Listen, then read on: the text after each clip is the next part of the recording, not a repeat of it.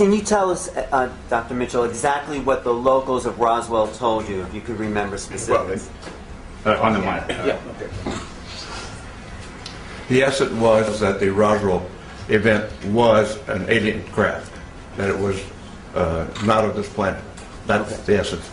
What they really told me was their particular, each one had some particular part of it, like a sheriff's deputy was controlling traffic but heard from what the other people what was going on. The family of the undertaker told about the small coffins that were created for the alien bodies. And my Air Force family friend said yes, he had heard the same thing from Major Brazel.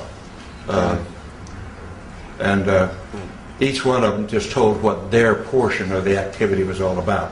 So putting it all together, the sum total was, yes, it was an alien spacecraft. After I came back from space and was lecturing around and visiting back home, some of them came to me and pulled me aside and told me their story, that they had been shut up after the Roswell incident, and they were now older. They didn't want to take their story to the grave, and they wanted it out.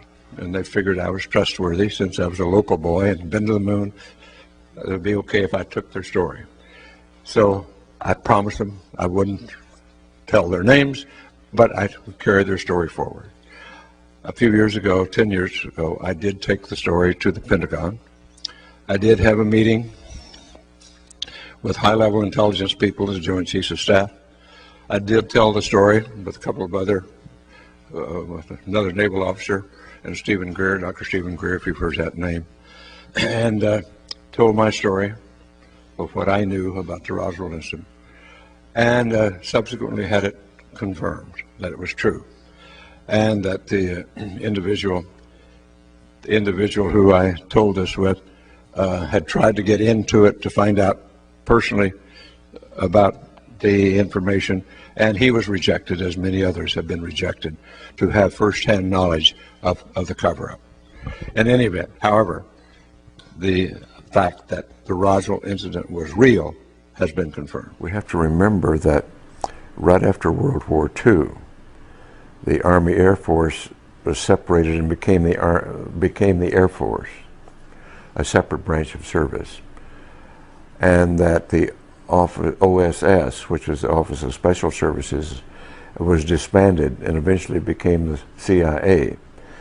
So that here was a major military organization and a major intelligence organization totally in disarray, new-founded, didn't know what they were doing after World War II, and not really reorganized yet. And as a result of that, the President Truman at that time convened a very high-level committee to examine this alien or UFO phenomenon.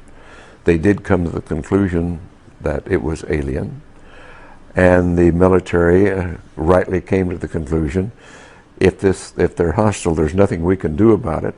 Therefore, their choice was to deny it and to hush it up and create the National Security Act of 1947, which validated that deception and covered it up and allowed the group to go underground, as it were.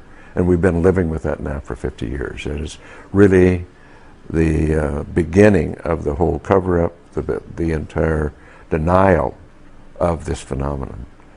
And the addition of dismissal, disinformation, misinformation to cloak and to discourage investigation, to misinform.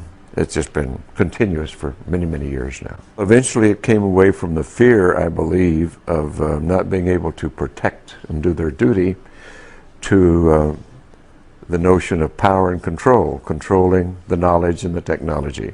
And the group involved with that is still doing it. We have created our reality here, and we have created it right now rather badly, for it's not a sustainable reality. We have created, with our science and technology, instead of using it for the greater good, it's been captured by interest, greed, self-service, which is rife, and instead of using it, all of our technology and our brilliance and genius for greater good, we use it for self-service. And that's not going to work. It's important that we look at our civilization, our place in history, use our tools of science for greater understanding, to promote the greater good, and that's what it's all about.